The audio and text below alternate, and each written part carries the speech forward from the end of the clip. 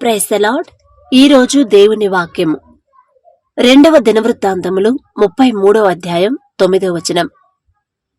దేవుని దృష్టికి చెడు నడత నడిచి తన్ను తాను అమ్ముకొనిన రాజైన ఆహాబు కంటే మనష్షే మిక్కిలి చెడ్డవాడయుండెను.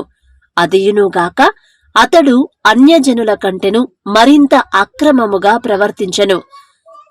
అతడు ముహూర్తములను విచారించుచు మంత్రములను చిల్లంగితనమును వాడుక చేయు కర్ణ పిశాచములతోనూ సోదెగాండ్రతోనూ సాంగత్యము చేయుచు యెహోవా దృష్టికి బహుగా చెడు నడత నడుచుచు ఆయనకు కోపము పుట్టించెను అని 2వ దినవృత్తాంతములు 33వ అధ్యాయం 6వ వచనంలో మనం చదువుకుంటాం.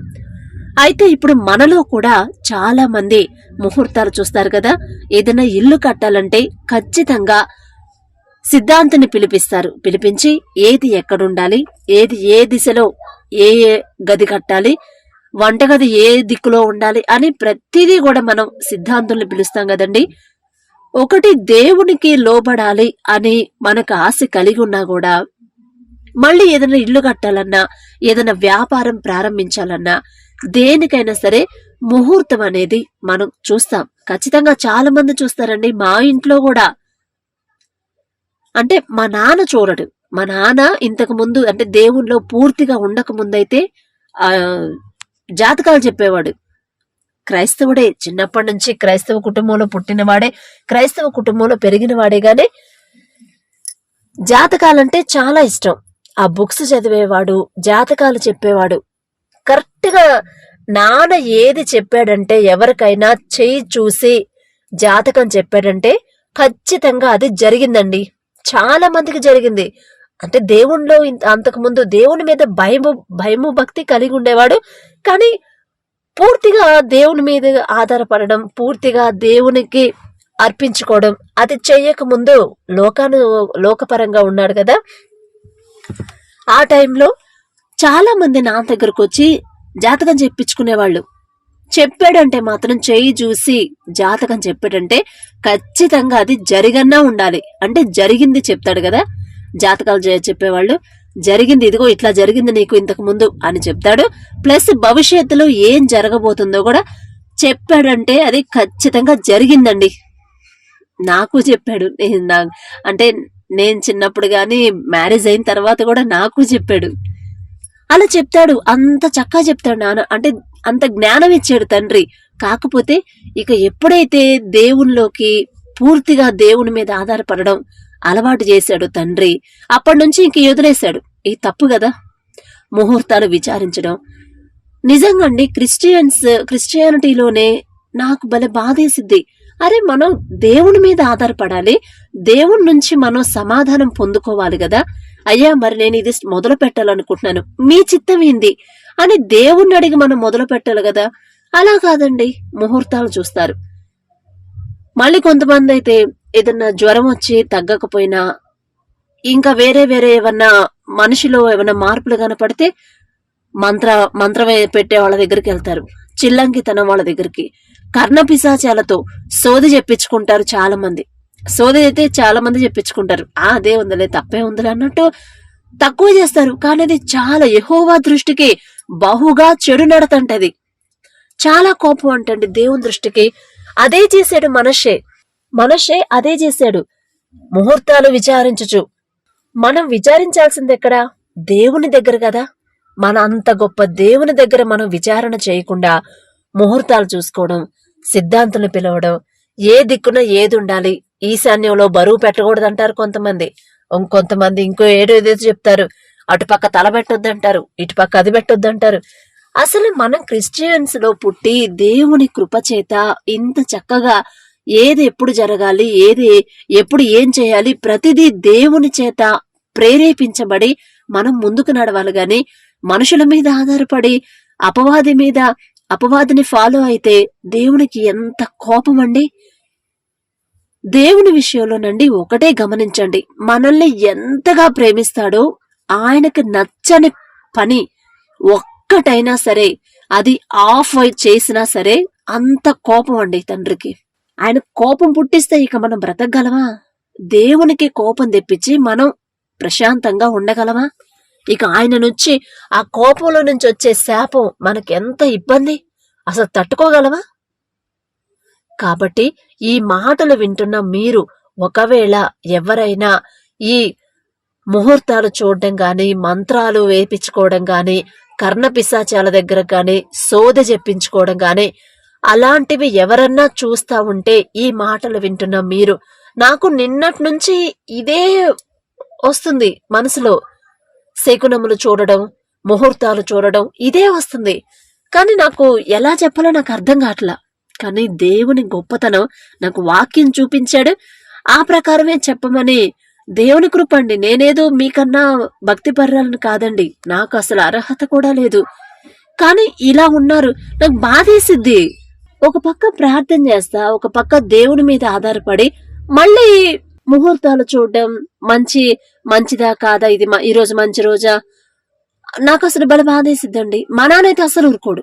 మా అన్నయ్య పెళ్లి కూడా అంత జాతకాలు చూసే మా నాన్న, ఆ జాతకం ఒకసారి ఏమైందంటే, మేము చిన్నపిల్లలప్పుడు బయట జాతకం చెప్పేవాళ్ళు ఏమంటారు, చేయి చూసి చెప్తారు కదా, ఆయన వచ్చాడు. వస్తే మా నాన్నకు ఆల్రెడీ తెలుసు, అయినా సరే ఒకసారి టెస్ట్ చేద్దామని పిలిచాడు. అంటే అప్పటికి దేవుని మీద ఆధారపడలేదు, పూర్తిగా దేవుళ్ళకి రాలేదు. అయితే ఆయన పిలిచాడు, పిలిచి చేయి చూపిస్తే ఆయనకేందంటే, వాళ్ళకేందంటే ఫేస్ చూస్తేనే వాళ్ళకి అర్థమైపోయిందంట ఎవరు తెలివిగల వాళ్ళు, ఎవరు ఎలాంటి వాళ్ళు అనేది. అంటే వాళ్ళు చదువుకున్న దాన్ని బట్టి మేబీ కొంతవరకు తెలిసి ఉండొచ్చు. ఆయనే అంటాడంట, మీకు నేనేం చెప్పేదయ్యా, నాకన్నా నువ్వే తెలివిగల వాళ్ళ ఉన్నావుగా, నీకే తెలుసు కదా జాతకాలు చెప్పడం, నేనేం చెప్పను స్వామి అంటాడు. గురువుగారు అంటాడు. అదెట్లా గురువుగారు అంటే, ఆయన చేయి తీసుకొని నేను నీకు చెప్పడం కదా ఈ గురువుగారు, మీరే నాకు చెప్పండి అని ఆ జాతకాలు చెప్పే ఆయన మా నాన్న దగ్గర చేయి చూపించుకున్నాడు. కరెక్ట్ గా చెప్పాడు, ఇదేండి, ఇది మీరు ఎట్లా చేస్తున్నారు, తర్వాత నెక్స్ట్ మీకు ఇట్లా అవ్వబోతుంది ప్రతిదీ. ఇక ఆయన డబ్బులతో టీ తెప్పించి మళ్ళీ నాన్న జాతకం చెప్పినందుకు డబ్బులు ఇచ్చి వెళ్ళాడంట. అంటే అంత చక్కగా చెప్తాడు మా నాన్న. చెప్పాడంటే జరగాల్సిందే, ఖచ్చితంగా జరిగింది చెప్తాడు, జరగబోయేది కూడా చెప్తాడు. అంటే అది చదువుకున్నాడు, ఇంట్రెస్ట్ అప్పుడు, ఇప్పుడు కాదు. అలాంటి జాతకాలు ఈ చూసే మా నాన్న ఎప్పుడైతే దేవుళ్ళు అంటే ఇక దేవుడు పట్టుకున్నాడు, బహుశా తండ్రి అనుకొని ఉండొచ్చు, ఒకవేళ ఇలానే చేయి వదిలిపెట్టేస్తే ఇంకా లోకంలోనే పడిపోతాడేమో, ఇక ఆ బిజినెస్ స్టార్ట్ చేస్తే మాత్రం ఖచ్చితంగా మేము మంచి పేరు ప్రతిష్ట వచ్చాయి. అంత నాలెడ్జ్, అంత బాగా చెప్తాడు జాతకాలు. కానీ దేవుని సంకల్పం అది కాదు కదా. ఇక వెంటనే తండ్రి నాన్నను పట్టుకున్నాడు. ఇక అవన్నీ వదిలేసి పక్కన పెట్టేసి ఇంకా చెప్పడు, ఇంకెవరికి చెప్పడు. ఇక మేము వెళ్ళినప్పుడు ఎప్పుడన్నా ఒకసారి నాన్న ఒకసారి చూడు, ఏదో యాంగ్జైటీ కోసం అడుగుతాం గానీ అది మాత్రం కరెక్ట్ కాదు, అది తప్పు, చూడడిక. అయితే అలాంటి జాతకాలు చూసి మంచి రోజు, పలానా రోజు మంచి రోజు అని ఫాలో అయ్యేవాడు. అమావాస్య రోజే మా అన్నయ్య పెళ్లి చేశాడు. అందరు భయపడ్డారంట, అదేంది రత్నం అమావాస్య రోజు పెళ్లి చేయడం ఏంది, అసలు నీకు తలకాయ ఉందా లేదా, అమావాస్య రోజు పెళ్లి చేయడం ఏందబ్బాయి అని అందరు అన్నారంట. పర్వాలేదు వదినమ్మా, నా తండ్రి ఉన్నాడు, మన దేవునికి భయపడాలి, దేవుని దృష్టిలో మంచి రోజు అయినప్పుడు నేనెందుకు భయపడాలి అని అమావాస్య రోజే మా అన్నయ్య పెళ్లి చేశాడు. ఇద్దరు హ్యాపీగా ఉన్నారు, అన్నయ్య వదిన ఇద్దరు హ్యాపీగా ఉన్నారు. ఇద్దరు పిల్లలు, చక్కగా దేవుని కృపను బట్టి ఇద్దరు పిల్లల్ని ఇచ్చాడు తండ్రి. మా అన్నయ్య అంటే మా వదినకి ప్రాణం, ఎంత ప్రేమించిద్దో. మరి అమావాస్య రోజు పెళ్లిళ్ళు చేస్తే ఏమైద్దో, మిగతా వాళ్ళైతే భయపడతారు, కానీ మనం భయపడకూడదండి. ఎందుకంటే మన ముందు మన తండ్రి ఉన్నాడు, అంతకన్నా గొప్ప తండ్రి, శక్తిగల తండ్రి మన తండ్రి ఉన్నప్పుడు మనం ఎందుకు భయపడాలండి. మా అత్తమ్మ కూడా అనిద్ది, ఇప్పుడు ఏదైనా ఊరు వెళ్ళాలంటే రేపు మంచి రోజు కాదు, రేపు వెళ్ళొద్దు, ఎల్లుండి వెళ్ళండి, రేపు అమావాస్య ఉంది, అమావాస్య ముందు రోజు వెళ్ళొద్దు, అమావాస్య తర్వాత రోజు వెళ్ళొద్దు అనేది. అక్కడ అర్జెంటు పని, మన కోసం ఆగిద్దా, ఆగదు, ఏం చేయాలి. నాకైతే అస్సలు ఊరుకోను, నాకు మనసు ఒప్పదు. అమావాస్యలు చూసుకోవడం ఏంది, మంచి రోజు చూసుకోవడం ఏంది. ఇప్పుడు అంత మంచి రోజు చూసేవాళ్ళు సడన్ గా ఇంట్లో ఎవరికైనా హెల్త్ బాగాలేదంటే, ఈ రోజు మంచి రోజు కాదు, తీసుకెళ్లొద్దు హాస్పిటల్కి, ఈ రోజు మంచి రోజు కాదు, తీసుకెళ్తే ప్రమాదం జరిగిద్ది, రేపు తీసుకెళ్తే క్యూర్ అయిపోతాడు తొందరగా అని ఆగుతున్నామా? ఆగట్లేదు కదా. ఏదన్నా సీరియస్ అంటే వెంటనే తీసుకెళ్లిపోతాం. మరి అది మంచి రోజా, మంచి గంట, మంచి నిమిషమా అప్పుడు కూడా చూడాలి కదా. అప్పుడు ప్రాణం పోయే ప్రాణం వెనక తిరిగి వచ్చింది కదా. అంటే మనకు అనుకూలంగా ఉన్నాయే మంచి రోజులండి. మనకు అనుకూలంగా లేని, ఇప్పుడు ఎమర్జెన్సీ, మనుషుడి ఆరోగ్యం విషయంలో ఎమర్జెన్సీ అంటే వెళ్ళిపోతాం. మరి అప్పుడు మంచి రోజు చూడడం ఎందుకనో.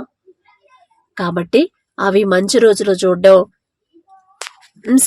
శకునములు చూడడం, ముహూర్తాలు చూడడం, కర్ణ పిశాచాలతో సోదెలు చెప్పించుకోవడం అలాంటివి చెయ్యకండి. అవన్నీ తెగించి మీరు ముందుకెళ్తేనే దేవుని కృప మనకి ఎప్పుడూ తోడుగా ఉండిద్ది. మా అత్తమ్మ ఆపింది, ఊరెళ్ళాలంటే ఆ రోజు ఆపింది. రేపు అమావాస్య, రేపెళ్ళొద్దు, ఎల్లుండెళ్ళు, అమావాస్య తెల్లారెళ్ళండి అంది. నాకేమో మనసు ఒప్పట్లేదు. అరే మనకి అమావాస్య లేంది, మనకి పౌర్ణమి లేంది, మనకి మంచి రోజు ఏంది, చెడు రోజు ఏంది? దేవుడు మనకి ఎప్పుడూ తోడుగా ఉంటాడు. ఈరోజు మంచి రోజు కాదమ్మా, నేను మీకు తోడుగా ఉండను అని చెప్పే దేవుడా మన దేవుడు కాదు కదా. సరే, ఇక ఇంట్లో మనం వాదించలేం కదా. నేను వాదన పెట్టుకోవడం నాకు అలవాట్లేదు. తండ్రి కృపను బట్టి మాటకు మాట చెప్పడం అలవాట్లేదు కదా. సరే, సైలెంట్ అయిపోయాను. ఆ నెక్స్ట్ డేనే బయలుదేరితే ఆ రోజు ఏమైంది, కారులో వెళ్తున్నాము, ఏదో తగిలింది, మొత్తానికి కోతో ఏదో వచ్చి కారుకు తగిలింది, పడిపోయింది. అది అసలు మంచి రోజు చెడ్డ రోజు అని దేవుడు తండ్రి ఏమైనా చెప్పాడండి మనకి? పలానా రోజు మంచి రోజు, పలానా ముహూర్తం, పలానా టైం మంచి రోజు అని చెప్పాడా? లేదు కదా. మనం ఏ పని చేసినా దేవునికి అప్పగించి, అయ్యా అది మంచు చెడు నాకైతే తెలీదు, కానీ మీరు నా ముందుంటే అది మంచి అయిద్ది గాని నాకు చెడు జరగదు. ఒకవేళ చెడు రాబోతున్నా కూడా ఆపగల శక్తి గల తండ్రివి మీరు. అంత గొప్ప దేవుడు మీరే మాకు తోడున్నప్పుడు ఇంకా మాకెందుకు భయం అని దేవుణ్ణి అడగాలి కదా. తండ్రిని అడిగి మొదలు పెట్టుకోవాలి కదా. ఇంకా ఎవరైనా సరే ఈ అలవాట్లుంటే, మంచి రోజులు చెడు రోజులు ముహూర్తం చూడడం అలాంటివి ఉంటే, ఈ మాటలు వింటున్న మీరు బహుశా ఒకవేళ ఉన్నారేమో, అందుకనే తండ్రి ఈ మాటలు చెప్పమన్నాడేమో. మీకన్నా నేను గొప్పదాన్ని కాదండి, కానీ లోకానికి దేవునికి ఇద్దరికి మనం ఇద్దరిని ఒకేలా ప్రేమించలేము, ఇద్దరికి ఒకేలా లోబడలేము. ఉంటే లోకం వైపు ఉండండి, లేదా దేవుని వైపు ఉండండి. రెండు పడవల మీద కాలు మాత్రం పెట్టొద్దు. ఉంటే వెచ్చగా ఉండాలి, లేకపోతే చల్లగా ఉండాలి. నులివెచ్చగా ఉంటే మాత్రం దేవునికి అస్సలు ఇష్టం ఉండదు. మనష్య విషయంలో కూడా దేవుడు అందుకే అంత కోపం పడ్డాడు. అందుకే యెహోవా దృష్టికి బహుగా చెడు నడత నడుచుచు ఆయనకు కోపము పుట్టించెను అని 2వ దినవృత్తాంతములు 33వ అధ్యాయంలో మనం చదువుకుంటాం. అంటే ఇలాంటి పనుల వల్ల దేవునికి ఎంత కోపం వస్తుందో మీరు చూసుకోండి. మనం చేసిన, ఎంత కన్నీటితో ప్రార్థన చేసినా, మీరు నేను మనం గనక ముహూర్తాలు చూస్తా, సోదె చెప్పించుకుంటా, మంచి రోజా చెడు రోజా అని గనక ఆలోచిస్తే ఖచ్చితంగా మన ప్రార్థనకు రాదండి, దేవుని కోపం మన మీదకి వచ్చింది. గుర్తుపెట్టుకోండి, చాలా జాగ్రత్తగా ఉండాలి. దేవుని నుంచి రావాల్సిన ఆశీర్వాదాలు మనకి మెండుగా రావాలంటే ప్రతి ఒక్క చిన్న పని కూడా దేవునికి కోపం తెప్పించేది మనం చేయకూడదంతే. దేవునికి కోపము పుట్టించుటకై అతడు చేసిన కార్యములు ఇంకా అనేకములున్నాయి. అతడు 12 ఏళ్ల వయసు వాడై ఏలనారంభించినప్పుడే అక్రమముగా ప్రవర్తించుటకు మొదలుపెట్టెను. 12 ఏళ్ల వయసు అంటే ఎంత వయసు అండి? చిన్న వయసే. అంటే చిన్నప్పటి నుంచి కూడా దేవుని దృష్టికి ఎంత కోపం తెప్పించాడు అంటే ఎలాంటి పనులు చేశాడో కదా. తర్వాత ఆయనకి 55 సంవత్సరాల దీర్ఘకాల పరిపాలనలో అతడు దేవుని సంతోషపరచునట్టి కార్యమొక్కటి కూడా చేయలేదంట. అంటే 12 సంవత్సరాల నుంచి పరిపాలన స్టార్ట్ చేస్తే 55 సంవత్సరాలు వచ్చిందాక కూడా ఇంకా అదే పరిపాలన, అదే కర్ణపిశాచాల్లో చేసే వాళ్ళతో మాట్లాడటం, సోదెగాళ్ళతో సాంగత్యం చేయడం, మంచితనం చెడుతనం చూడడం, ముహూర్తాలు చూడడం, అవన్నీ దేవుని దృష్టికి అసహ్యం అండి. అసలు మంచి చెడులు నిర్ణయించాల్సింది నేను, మీరేంటి మనుషుల్ని ఎందుకు ఆశ్రయిస్తున్నారు? అపవాదిని ఎందుకు ఆశ్రయిస్తున్నారు? భలే రోషం గల దేవుడు అండి మన దేవుడు. అలా గనక ముహూర్తాలు చూసి ఏదైనా మొదలు పెట్టారంటే అది మాత్రం కానే కాదు, పూర్తి కాదు, విజయం అనేది రాదు. గుర్తుపెట్టుకోండి. ఒకవేళ మీలో ఎవరైనా సరే ముహూర్తాలకి కూడా మీరు ప్రిఫరెన్స్ ఇస్తే, ఇప్పుడు నేను అడుగుతాను, ఏంటత్తమ్మా మనం ప్రార్థన చేసుకునే వాళ్ళు ఈ ముహూర్తాలు ఏంది, మంచి రోజు ఏంది, అక్కడ బరువు ఏంటి, ఇక్కడ బరువు పెట్టొద్దు ఏంటి, కాళ్ళు అటు పెట్టాలి, తలక ఇటు పెట్టాలి, ఏంటత్తమ్మా కొన్ని ఉంటాయి అమ్మాయి నీకు తెలియదులే అంటారు. అంటే వాళ్ళకి తెలియదు, తెలియని వాళ్ళకి మనం చెప్పాలి. అది కరెక్ట్ కాదు. అది దేవుని దృష్టికి చాలా పాపం. కోపం వచ్చింది, దేవుని కోపం మన మీదకి వచ్చిందంటే దానివల్ల వచ్చే నష్టం ఎంత భయంకరంగా ఉండిద్దో ఆలోచించుకోండి అని మనం చెప్పాలండి. చెప్పినా సరే వినలేదనుకోండి, అప్పుడు దేవుని ముందు ఇక మన ప్రార్థన పెట్టేస్తాము. అయ్యా నేను చెప్తే వినట్లేదు, నాకైతే ఇష్టం లేదు, కానీ మీరు చెప్తే వింటారు, మీరే మాట్లాడండి అయ్యా, నేను మాట్లాడితే నా మాట వినట్లేదయ్యా, కానీ మీరు మాట్లాడితే ఖచ్చితంగా వింటారు అని దేవునికి అప్పగించండి. ఇక దేవుడే చూసుకుంటాడు. అంతేగాని వాళ్ళు చెప్తున్నారు కదా, 10 మంది చెప్పినా, 100 మంది చెప్పినా, 1000 మంది చెప్పినా కూడా అది మంచా చెడా అనేది నాకొద్దు, నా దేవుని కృపే నాకు కావాలి. 100 మంది చెప్పినా తప్పు తప్పే, అదే ఒప్పైపోదు కదా. 100 మంది చెప్పినా ఒక మంచి ముహూర్తం చూద్దాం తప్పే ఉంది అంటారు, అయినా సరే నాకొద్దు, అది దేవునికి విరుద్ధమైంది కాబట్టి నాకొద్దు. 100 మంది చెప్పినా కూడా నేను వినను. నేనైతే విననండి, మీరు వింటారో వినరో నాకైతే తెలియదు. గాని ఇప్పుడు ఎవరన్నా సరే నన్ను ద్వేషించిన వాళ్ళు ఏదైనా ఆపదలో ఉన్నారు, ఆరోగ్యం బాగాలేదు ఉన్నారు అంటే ఖచ్చితంగా వెళ్లి చూడాల్సిందే. ఎందుకు నీకు అన్ని మాటలని అంత ద్వేషించే వాళ్ళ కోసం వెళ్తావెందుకు అంటారు. 100 మంది చెప్పినా నేనైతే ఆగను. ఎందుకంటే దేవుడు తండ్రి మనసు అలాంటి మనసు ఇస్తాడు మనకి. మనమేదో పైనుంచి దిగొచ్చాము, మనమేదో భక్తి పరులమని కాదండి. దేవుని మీద ఆనుకుంటే, దేవుని కృప మనకుంటే ఖచ్చితంగా ఇలాంటి మనసే ఇస్తాడు.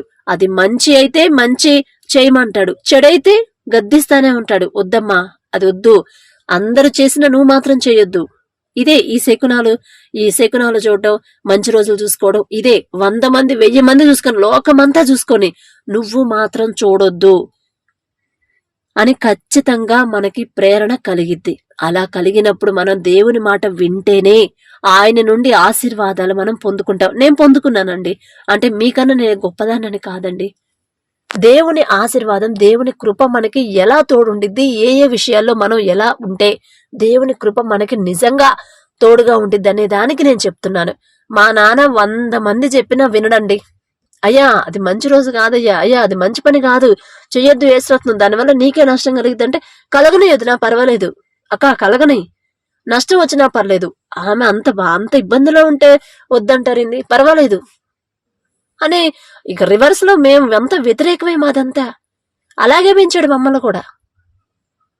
100 మంది అది వెళ్లే దారి తప్పుదారైనప్పుడు 100 మంది వెళ్ళినా మీరు వెళ్ళొద్దమ్మా, అది దేవుని ముందు, దేవునికి అది ఇష్టమా కాదా అనేది చూసుకో. ఒకవేళ దేవుని వాక్యానికి వ్యతిరేకమైతే వద్దు, ఇప్పుడు మనకు నష్టం జరగవచ్చు, కానీ భవిష్యత్తులో దేవుని కృప మనకు తోడుగా ఉండిద్ది అని ఖచ్చితంగా చెప్పి దేవుని కృపను బట్టి మమ్మల్ని అలా పెంచాడు. మేం చూడం ఈ మంచులు చెడులు ముహూర్తాలు అవి అవసరం లేదండి. అన్ని చూసి పరిశీలించి ఏది మంచి చేయాలి, ఏది చెడు చేయాలనేది ఆలోచించి అన్ని పరిశీలించి చెప్పే దేవుడు మనకుంటే మనుషుల మీద మనం ఎందుకండి ఆధారపడేది? అయితే మనషే 55 సంవత్సరాలు వచ్చిన తర్వాత కూడా అంతే పరిపాలన చేశాడు కదా. అయితే మనషే గొలుసులతో బంధింపబడినవాడే బబులోనునకు తీసుకొని పోబడినప్పుడు తన దేవుడైన యెహోవాను బతిమాలుకొని, అంటే ఇక అప్పుడు ఆయనకి జ్ఞానోదయమైంది. అమ్మో, నేను ఇంత పెద్ద తప్పు చేయకపోతే అంత పెద్ద రాజుని అన్ని సంవత్సరాల నుంచి చిన్నప్పటి నుంచి పరిపాలిస్తున్న నన్ను గొలుసులతో నన్ను బంధించారంటే నా దేవునికి ఏదో నేను వ్యతిరేకం చేశాను అని అప్పుడు బతిమలాడుకుంటున్నాడంట. ఒకవేళ మీరు ఇప్పటి వరకు ఈ మాటలు వింటున్న మీరు ఎవరైనా ఒకవేళ పైన చెప్పినట్టుగా ముహూర్తాలు చూడడం, మంచి రోజులు చూడడం, సోది చెప్పించుకోవడం, సిద్ధాంతుల్ని పిలవడం అలాంటి ఏమన్నా చేస్తా ఉంటే ఇప్పుడైనా సరే, ఇక నుండి ఈ రోజు నుంచైనా దేవుణ్ణి బతిమాలుకోండి.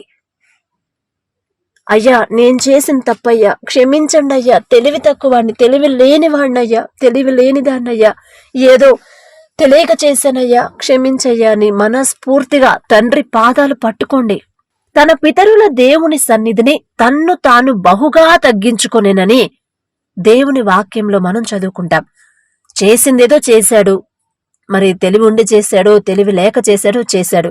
కానీ అది తప్పని తెలుసుకునే అవకాశం తండ్రి ఇచ్చాడు ఆయనకి, మనషేకి. అప్పుడు రియలైజ్ అయ్యి అప్పుడు యెహోవా పాదాలు పట్టుకుని బతివలాడుకుంటున్నాడు.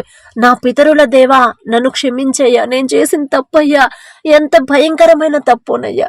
మీ మీద ఆధారపడకుండా మనుషుల మీద, దెయ్యాల మీద, సాతాను శక్తుల మీద నేను ఆధారపడ్డాను. ఎంత పనికిమాలినోడయ్యా, ఎంత పనికిమాలిన దాన్ని అని దేవుని సన్నిధిని తన్ను తాను బహుగా తగ్గించుకున్నాడంట. అది కొంచెం కాదు, ఇంత కాదండి. ఇక బహుగా తగ్గించుకున్నాడంటే ఇక ఎంత తగ్గించుకున్నాడో మీరే ఊహించుకోండి. అంత తగ్గించుకుంటేనే తండ్రి జాలి పడతాడు మన మీద. ఎంత తప్పు చేసినా ఒక్కసారి దేవుని గద్దింపు మన మీదకి వచ్చిన తర్వాత మనం తగ్గించుకుంటే, ఎంత తగ్గించుకుంటే అంత మంచిదండి. అప్పుడు అతడు దేవునికి బహుగా కోపము పుట్టించుచు బహు దుర్మార్గుడైన రాజుగా ఉండినప్పటికీ అతడు తన పితరుల దేవుని సన్నిధిని తన్ను తాను తగ్గించుకొనినందున ఆయన అంటే యెహోవా అతనిని కనికరించి, అంత భయంకరమైన తప్పులు చేసినా కూడా తన్ను తాను ఎప్పుడైతే బహుగా తగ్గించుకొని పశ్చాత్తాపపడ్డాడో అప్పుడు దేవుని కృప చూశారా, ఎంత కోపగించుకుంటాడు అంత కనికరం చూపిస్తాడండి. అది మన తగ్గింపనండి. నేను అందుకే రోజు తగ్గింపు ప్రార్థన అని పెడుతుంది అందుకేనండి. మనం ఎంత తగ్గించుకుంటే అది దేవుని దగ్గర, మనుషుల దగ్గర, మనకన్నా చిన్నవాళ్ళైనా, మన తప్పున్నా మన తప్పు లేకపోయినా తగ్గింపు జీవితం ఉంటేనే, ఎవరన్నా ఒక మాట అంటే అస్సలు ఎక్కిదడ సర్రన బీపీ పెరిగిపోయిద్ది కదా. నా తప్పు లేనప్పుడు నేనెందుకు తగ్గాలి? నేను తగ్గితే నేను తప్పు చేసినట్టు అవుతాను, కాబట్టి నేను తగ్గను అనేది మనకి అదొక రకమైన ఇగో. కానీ దేవుని అంత గొప్ప దేవుడే యేసు ప్రభు వారే తీర్పులోనికి ఆయన పిలాతు దగ్గరకు వచ్చినప్పుడు ఎంత తగ్గించుకున్నాడండి. ఒక్క తప్పు కూడా చేయలే. వాళ్ళు ఎన్నో నేరాలు మోపారు ఆయన మీద, ఒక్కటి కూడా నిజం కాదందులో. అది ప్రూవ్ చేసి చూపించగల శక్తి ఆయనకుంది, తండ్రికుంది. అయినా సరే సైలెంట్గా ఉన్నాడు. ఎందుకు? దేవుని దృష్టిలో ఆయన మాటకి లోబడాలి కాబట్టి. అలాగే మనం ఆయన అంత గొప్ప దేవుడే తగ్గించుకున్నప్పుడు ఆఫ్టర్ ఆల్ మనం ఎంతండి? మనం ఎంత అసలు? మనం ఎంత? మన బ్రతుకెంత? మన భక్తి ఎంత? నేను చెయ్యని తప్పుకు నేను ఎందుకు తగ్గించుకోవాలి సిస్టర్ అంటారేమో. అదే గొప్పతనం. మన తప్పున్నా లేకపోయినా అవతలి వాళ్ళు మాట అన్నారని మనం మాట మిగలకూడదండి.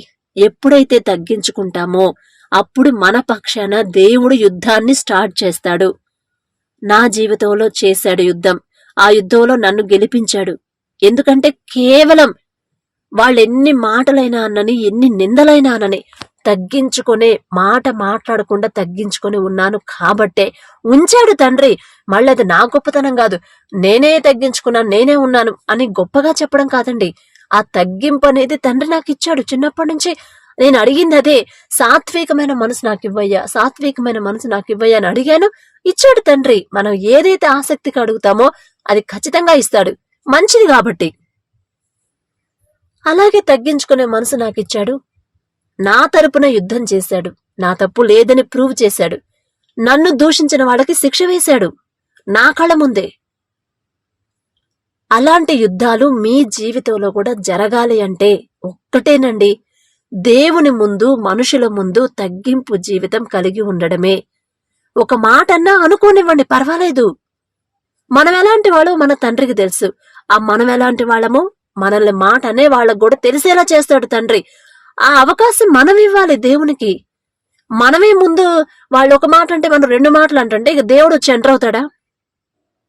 సరేలమ్మా, నువ్వు స్టార్ట్ చేసావుగా, సరే నువ్వు చూసుకో, నీ ప్రాబ్లం నువ్వు చూసుకుంటానంటున్నావు కదా, నన్ను నాకేం చెప్పట్లేదు కదా, పర్వాలేదు చూసుకో అంటాడు. మరి అలా మన తరపున మనమే వాదించుకుందామా కోర్టులో? దేవునికి అవకాశం ఇద్దామా? మన తరపున లాయర్ మన తండ్రికి అవకాశం ఇద్దామా? ఆయనైతే ప్రూఫ్స్ తో సహా, సాక్ష్యాధారాలతో సహా నిరూపిస్తాడు తండ్రి. మనమైతే మన మాటలతోనే మనం గెలవలేమండి. ఆయనైతే సాక్ష్యాలతో సహా చూపిస్తాడు. కాబట్టి ఎంత తగ్గించుకున్నాడో మనిషి, ఎంతగా ఆయన దేవునికి అసహ్యత పుట్టించి కోపం తెప్పించాడో, తర్వాత అంతగా ఆయన తగ్గించుకుని బహుగా తగ్గించుకున్న తర్వాత దేవుని కనికరం, అసలు ఎంత గొప్ప దేవుడండి. అంత కోపం పుట్టించినా కూడా, అంత దుర్మార్గంగా చేసినా కూడా మరలా ఎప్పుడైతే తనను తాను తగ్గించుకొని తన తప్పు తెలుసుకుని రియలైజ్ అయ్యాడో వెంటనే ఆయన అతనిని కనికరించి యెరూషలేమునకు అనగా అతని రాజ్యమునకు మరలా అతనిని తీసుకొని వచ్చెను. అటు తరువాత అతడు అంటే మనష్షే అలా రాజ్యం తిరిగి వచ్చిన తర్వాత అతడు అంటే మనష్షే దేవుని కొరకు అనేక కార్యాలు చేసినట్లుగా మనం 2వ దినవృత్తాంతములు 14వ అధ్యాయంలో మనం చదువుకుంటాం. కాబట్టి ఈ మాటలు వింటున్న మీరు ఎవరైనా సరే ముహూర్తాలు చూస్తున్నా, మంచి రోజు చెడు రోజు చూస్తున్నా, ఒకవేళ సోదే వాళ్ల మీద ఆధారపడుతున్నా, శకునములు చూస్తున్నా, సిద్ధాంతుల్ని పిలుస్తున్నారేమో, అందుకే ఈ మాటలు వింటున్నారేమో. ఒకవేళ మీరు కాకపోయినా మీ ఇంట్లో ఇలా జరుగుతున్నా కూడా ఫస్ట్ మీరు చెప్పండి, అది కరెక్ట్ కాదమ్మా, అది తప్పు, మనం బైబుల్ని ఫాలో అవ్వాలి, దేవుణ్ణి ఫాలో అవ్వాలి, మనం చేసేది తప్పు అని మీరు చెప్పండి. ఒకవేళ మీ మాట వినకపోతే, వాళ్ళు చేసేది తప్పు అని మన మనసు మనల్ని గద్దిస్తా ఉంటే అప్పుడు దేవుని పాదాలు పట్టుకోండి. అయ్యా నేను చెప్తే వినట్లేదయ్యా, కానీ మీరు చెప్తే వింటారు, ఖచ్చితంగా వింటారయ్యా అని దేవునితో చెప్తే ఖచ్చితంగా దేవుడు ఎంటర్ అవుతాడండి. మనిషి ఎంత బహు కోపం తెప్పించినా కూడా మరలా తగ్గింపు జీవితం పొందిన తర్వాత తండ్రి కనికరించాడు కదా, మరలా రాజ్యం ఇచ్చాడు కదా, అలానే మన కుటుంబాలను కూడా నిలబెడతాడండి. దానికి ఒకటే సొల్యూషన్, ఒకటే మెడిసిన్, మనం తగ్గింపు జీవితమే. ఇంట్లో కుటుంబం మొత్తంలో ఒక ఫ్యామిలీలో ఒక్కళ్ళు తగ్గింపు జీవితం కలిగి ఉన్నా కూడా ఆ కుటుంబం మొత్తం రక్షించబడిద్దండి. నోవహు గారి కుటుంబంలో ఆయన ఒక్కడే నీతిమంతుడు, అయినా సరే ఆయన పిల్లలు సంతానాన్ని, ఆయన కుటుంబం మొత్తాన్ని రక్షించాడు కదా. లోతు కుటుంబంలో లోతు గారు ఒకడే, కానీ ఆయన ఫ్యామిలీ మొత్తాన్ని రక్షించాడు.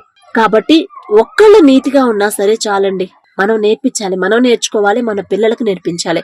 మనం చేసే దాన్ని బట్టే మన పిల్లలు తయారవుతారు కదా. మనం ఏ దారిలో నడిస్తే పిల్లలు అదే దారిలో నడుస్తారు. కాబట్టి మనం దేవుని వైపు చూడాలి, మన పిల్లలు కూడా దేవుని వైపు చూసేలా వాళ్ళని పెంచాలి. మన వల్ల కాకపోతే, మన మాట వినకపోతే దేవునికి అప్పగించినప్పుడు, అయ్యా నేను ఇన్నిసార్లు చెప్పాను అయినా నా మాట వినట్లేదు, నా మాట వినడయ్యా, నాదే తప్పు, నేనే అతిగారాభం చేశాను, కానీ మీరు చెప్తే వింటారయ్యా, మీ మాట మాత్రమే వింటాడయ్యా అని దేవుని పాదాల దగ్గర తగ్గింపుగా అడగండి. ఖచ్చితంగా తండ్రి చేస్తాడు కార్యం. తర్వాత మనిషికి ఆ రాజ్యం మరలా వచ్చిన తర్వాత, ఇక ఆయన జీవితం అయిపోయిన తర్వాత మనష్షే తన పితరులతో కూడా నిద్రించెను అని పాత నిబంధన కాలం ఆ వాక్యంలో మనం చదువుకుంటాం. అంటే తన పితరులతో కూడా నిద్రించెను అంటే పాత నిబంధన కాలంలో పితరులతో కూడా నిద్రించెను. వాళ్ళు ఎలాగైతే నీతిమంతులాగా నిద్రించారో అలాగే ఆయన కూడా, అంటే దైవిక మరణం వచ్చింది అని అర్థం, మామూలుగా కాదు, దైవిక మరణం ఆయనకు వచ్చింది. అంత పాపం చేసి దేవునికి బహుగా కోపం పుట్టించిన, బహుగా తగ్గించుకున్నాడు కాబట్టే ఆయనని మరలా పరిశుద్ధపరిచి ఒక దైవిక మరణం లాగా ఆయన మరణాన్ని, ఒక నీతిమంతుల మరణం ఎలా అయితే ఇస్తాడో అలాంటి మరణాన్ని ఇచ్చాడండి. కాబట్టి ఈ మాటలు వింటున్న మీరు తన్ను తాను తగ్గించుకొనుటకు తీర్మానించినప్పుడు అతడు గతంలో చేసిన దుష్టత్వం అంతటిని దేవుడు మర్చిపోయాడు.